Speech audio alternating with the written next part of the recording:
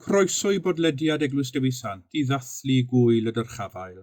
Heddiw 20 wyrnod ar ôl Sul y Pasg, cofiwn am Iesu yn cael ei ddyrchafu i gymryd ei le ar ddeheulaw ei dad nefol. Wedi iddo gyflawni ei waith ar y ddeiar ac wedi gorchfygu'r groes ac angau. Esgynodd Iesu mawr i uchder nef y nef ac ar ddeheulaw Duw ei dad eisteddodd ef.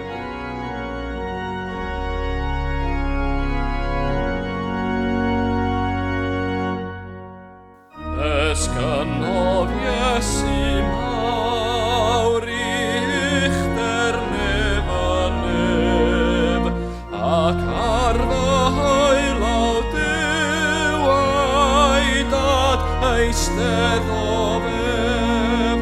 Mae'n fwy, mae'n uwch na neb erioed, mae'n llenwi'r nefo fodd a'i glod. Mae'r Iesu'n eiriol fri ar ddeheulaw ei dad, mae'n dadlau dros ofni ar sail ei werthawr waed, rown iddo glod can molw nef ar lafar canag uchel nef.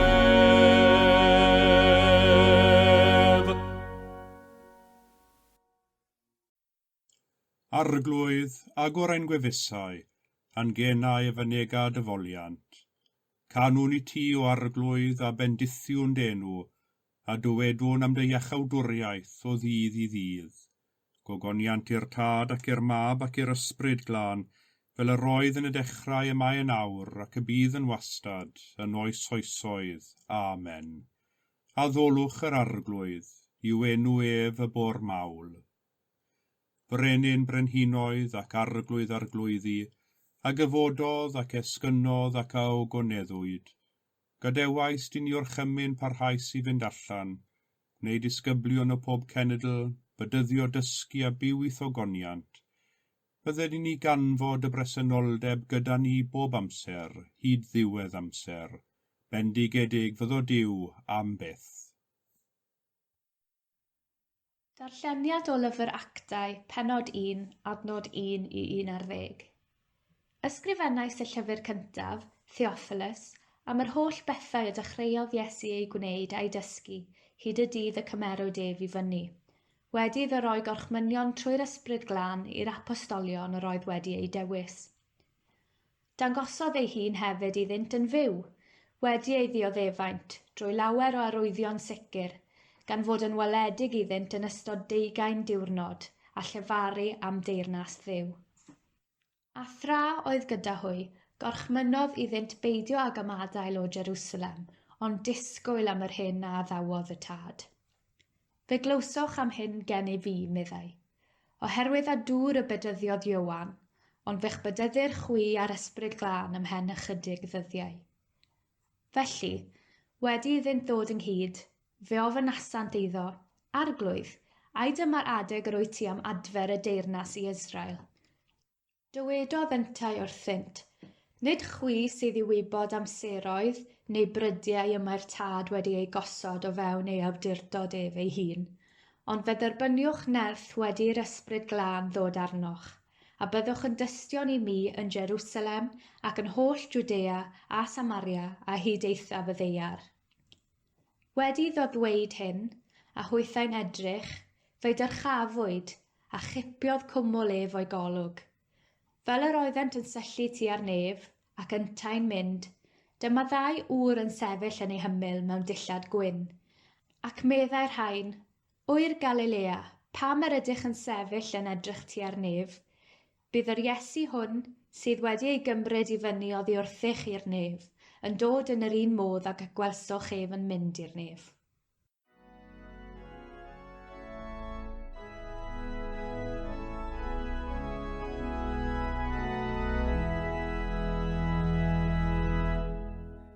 Cirwch wylo yr holl bobloedd, rhowch o'r rogaeth lon i Dduw, cant ofnadwy yw'r goruchaf, brenin yr holl ddaiaryw, meddar rostwng bobloedd lawer, ac yn hedloedd danom ni, ar oes i ni ein hetmefiaeth, balchder Jacob ydyw hi.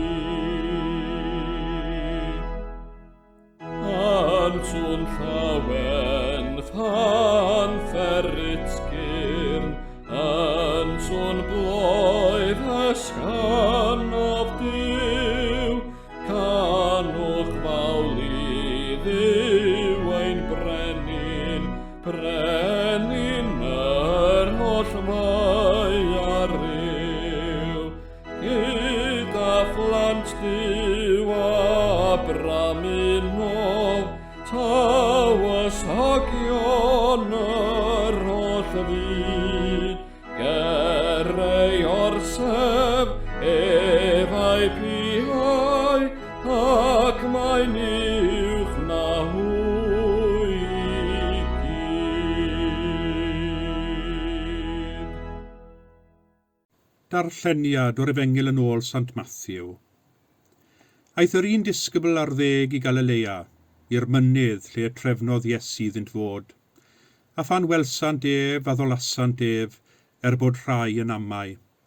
Daeth Iesu atynt a llefaru wrthynt. Rhoddwyd i mi, meddai, bob awdurdod yn y nef ac ar y ddaear. Ewch gan hynny, a gwnewch ddisgyblion o'r holl genhedloedd, gan ei bydyddio hwy yn enw'r Tad a'r Mab a'r Ysbryd Glân, a dysgu iddynt gadw'r holl orchmynion a'r rhoddais i chwi, ac yn awr, yr rwy fi gyda chwi bob amser, hyd ddiwedd amser.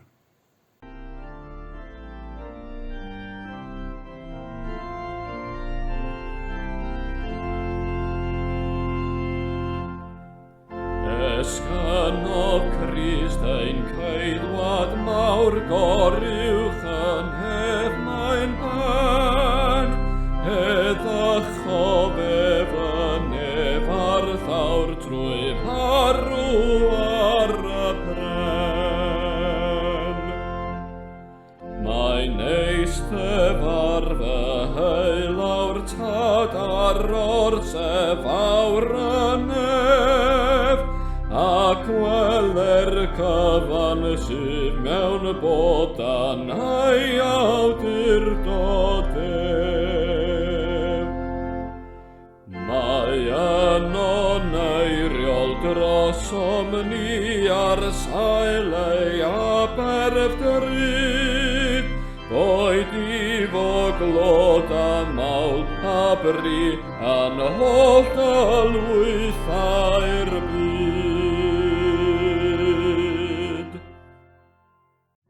Wedi iddo ddweud hyn, a hwythau'n edrych, fe dyrchafwyd, a chipiodd cwmwlef o'i golwg, y 10fed adnod o'r 11 bennod o lyfr Actau'r Apostolion.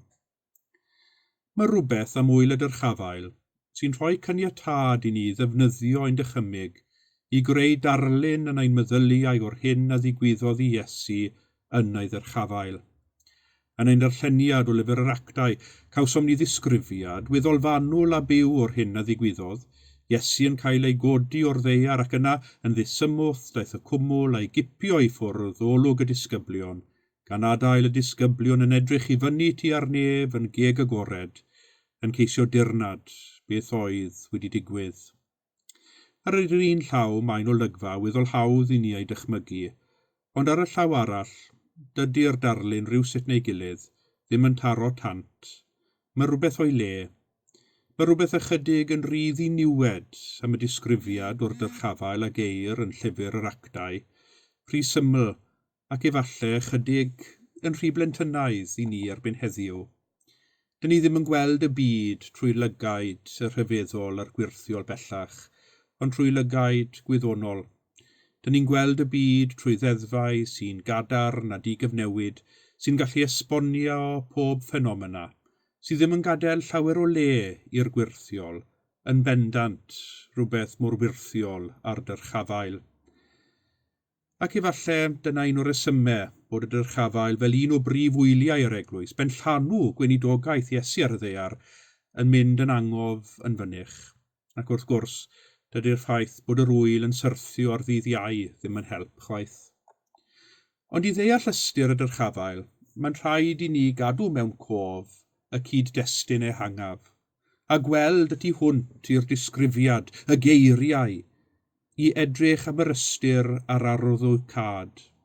Mae'n rhaid i ni ddyrchafu ein llygaid ac heddiw edrych i fyny, a dyrchafu ein meddyliau, a dyrchafu ein cylonau'r man, lle y mae'n ein harglwydd ni.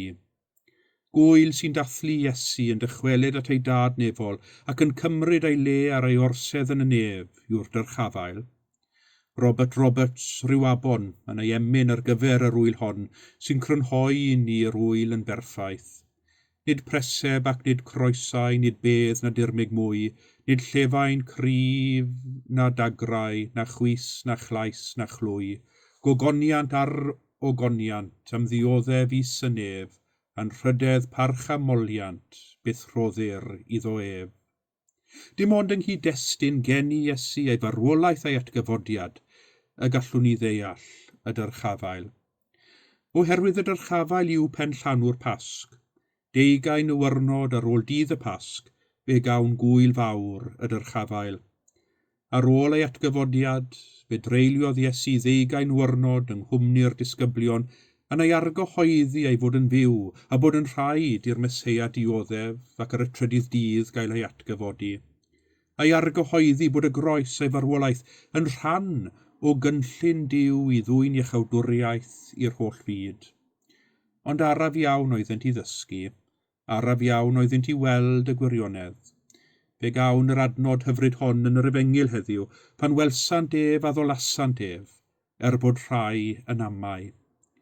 Hyd yn oed ar ôl 20 o wyrnod, ar ôl gweld ôl yr hoelion yn nwylo'r Iesu atgyfodedig, a'r clwyf yn ei ystlys, ar ôl i Iesu ymddifan a rhai ohonynt ar y ffordd i ymais, ar rhannu brecwast a hwy, a'r holl adegau eraill yr ymddangosodd yr Iesu iddyn rhwng ei atgyfodiad a'i esgyniad, yr oedd da rhai dal i amau. Trwy gydol tymor y Pasg, fe gawn i'r tensiwn ma, rhwng rhyfeddod ac ofn, rhwng ffydd ac amheuaeth, rhwng y disgyblion yn ceisio deall a'r disgyblion yn methu a deall yr hyn oll oedd wedi digwydd i Iesu, ac yn fwy pwysig na hynny, beth a olygau hynny iddynt hwy. Nid oedd yr atgyfodiad wedi dileu y groes, na chwaith atgofion y disgyblion o'r croeshoeliad. Nid oedd yr atgyfodiad wedi gosod popeth yn ôl yn ei le fel y gyroedd cyn marwolaeth Iesu. I'r gwrthwyneb, yr oedd y groes a'r atgyfodiad wedi newid popeth. Newid y disgyblion, newid Iesu, newid y byd. Nid oedd modd mynd yn ôl i pethau fel y gyroeddent, dim ond ymlaen i ddyfodol wedi ei ddiffinio bellach yng ngoleuni'r groes a'r atgyfodiad. Ac i'r disgyblion y bydde'r dyfodol hwnnw yn wahanol iawn i'w gorffennol. Nid oedd mynd yn ôl i'r hen drefn o grwydro gyda Iesu amgylch Galilea yn mwynhau ei gwmni ac yn eistedd wrth ei draed yn gwrando arno'n dysgu. Roedd hynny gyd yn y gorffennol. Ac mae'r wers honno yn gallu bod yn un digon anodd i ni heddiw, enwedig wrth i ni, gyda'r cyfyngiadau yn dechrau lacio, edrych i'r dyfodol. Dyfodol sydd efallai yn mynd i fod ychydig yn wahanol na'n gorffennol. I'r disgyblion cyntaf roedd y Dyrchafael yn nodi dechreuad newydd iddynt. Dechreuad heb resenoldeb corfforol Iesu gyda hwy. Dechreuad nad oedd yr un ohonynt yn gwybod beth fyddai ei ddiwedd. Yr oeddent yn sefyll ar drothwy newydd, a Iesu'n rhoi iddynt y comisiwn mawr, ewch a gwnewch disgyblion o'r holl genhedloedd. Rhoddodd Iesu i lestru clai i bobl ffeiledig ac yn sicr y gwaith hwn o barhau ei weinidogaeth. Nid i arweinwyr mawr a dylanwadol y byd, ond i'w ddisgyblion, Pobl digon cyffredin, bysgotwyr, casgwyr trethu. Does dim syndod bod y disgyblion wedi aros yno yn edrych yn ceg agored i'r awyr ac yn ei rhyfeddod ac ofn yn ei ansicrwydd a'i cyffro. Ac i ninnau, mae'r Dyrchafael yn gofyn i ni, fel y disgyblion gynt, i edrych yn gadarn ac yn hyderus i'r dyfodol. Mae'r gorffennol wrth gwrs yn lliwio ein presennol, ond mae'r gorffennol yn y gorffennol, gan gofio bod Iesu wedi gorchfygu, a'i fod yntau gyda ni bob cam o'r ffordd wrth i ni gamu i'r dyfodol. Amen. Gan ddyrchafu ein calonnau ein meddyliau at Grist sydd wedi esgyn i'r uchelder, gadewch i ni weddio. Wrth ni ymuno ar holl Gristionogion i offrymu mawl am ddyrchafael ein harglwydd Iesu Grist, gweddiwn y bydd yr Eglwys a dawodd ef yn parhau ei waith ar y ddaear, gan fod yn ffyddlon i'w galwedigaeth, bydded iddi dystiolaethu i'w ogoniant trwy ddatgan a datguddio ei gariad a chibol. Arglwydd yn dy drigaredd, gwrando ein gweddi. Wrth ni gofio heddiw am Iesu yn esgyn i'r nef a chreithiau ei ddioddefaint ar ei gorff, gweddiwn y cawninnau ei gwell dealltwriaeth o natur ddynol ni. Dysga bob un ohonom i barchu urddas a hawliau pobl eraill fel plant i'r un tad. Arwain ni o'r presennol i'r dyfodol rwy ti yn ewyllysio ar gyfer dy bobl. Arglwydd yn dy drigaredd, gwrando ein gweddi. Yn ein bywydau bob dydd, caniatân a bydd gofalon y presennol yn cyfyngu ein gweledigaeth. Bydded i bopeth awn awn yn ein teuluoedd a'n gwaith, gael ei weld yng ngoleuni Crist, a'i offrymu ddo ef a wasanaethwn fel ein harglwydd. Arglwydd yn dy drigaredd, gwrando ein gweddi. Trwy ei ddioddefiadau ar y ddaear, a thrwy ei ddyrchafael, y mae gen i march o ffeiriad mawr tosturiol sydd ar gallu gydymdeimlo â ni. Ac felly gweddiwn dros bawb sydd mewn perygl, galar, neu unrhyw fath o drallod. Ac wrth i ni feddwl am ein byd, gweddiwn heddiw yn arbennig dros y gwrthdaro ffyrnig rhwng Israel a Phalesteina. Gweddiwn am gadoediad ac i'r ochr naill ochr a'r llall, wrando ar ei gilydd. Cyflwynwn i ti hefyd y claf, ydi gyfaill, ydi gartref ar anghennus, a thros bawb sy'n gweini arnynt. Arglwydd yn dy drigaredd, gwrando ein gweddi. Trwy Grist agorwyd y ffordd i'r bywyd tragwyddol, felly ymddiriedwn i ddofal grasol bawb a fu farw yn ei dangnefedd. Rodded y gwaredwr atgyfodedig a dyrchafedig iddynt rhan yn ei lawenydd. Arglwydd yn dy drigaredd, gwrando ein gweddi. Fel y dysgodd ein iechawdwr ni, gweddiwn yn hyderus. Ein tad, yr hwnnwyt yn y nefoedd, sancteiddier denw, deled dy deyrnas, gwneler de wyllus, megis yn y nef, felly ar y ddaear hefyd. Dyroi ni heddiw ein bara beinyddiol, a maddau ni ein dyledion, fel y myddeiwn unna ein dyledwyr, ac nac arwain ni brofedigaeth, aeth i'r gwared ni rhag drwg, can is eiddot ti o'r deyrnas a'r gallu a'r gogoniant, yn oes oesoedd. Amen.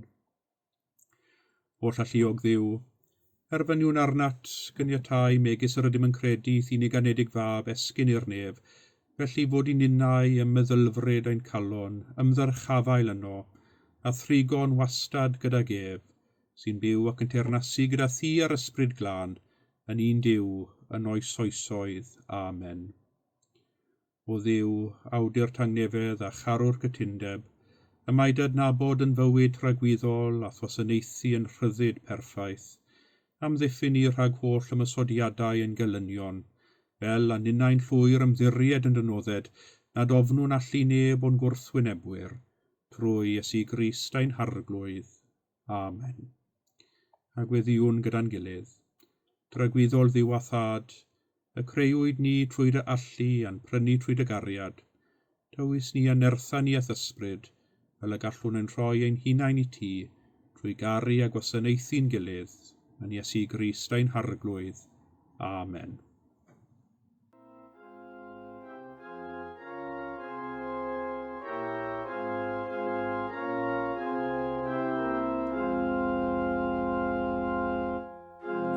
Hwn gan inghdyn chwysu y gwaed yn ddafnau mawr, y gwrfi gynta'n y gwaedi ar y groes rhwng nefad fawr. Ar un fi gynta'n y gorwedd yn y fyd mewn distaw fef, sydd heddiw ar yr orsef mewn cogon nefis wedd. Y tywysog mawr gyfododd heb ofn na braw na beris, a deiniog li yn efoedd a'i dwgi mewn i'w lys. Dyrchafwch byrdd, dyrchafwch, a gorwch ddrysau draw, a brenin y gogoniant i ddwy folus a ddaw.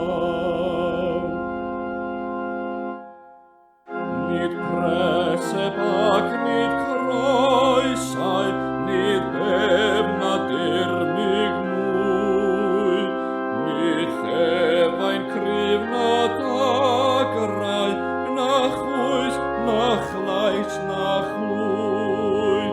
Ogoniant ar ogoniant am ddioddef is y nef, yn rydde parch am oliant byth roddir iddo ef.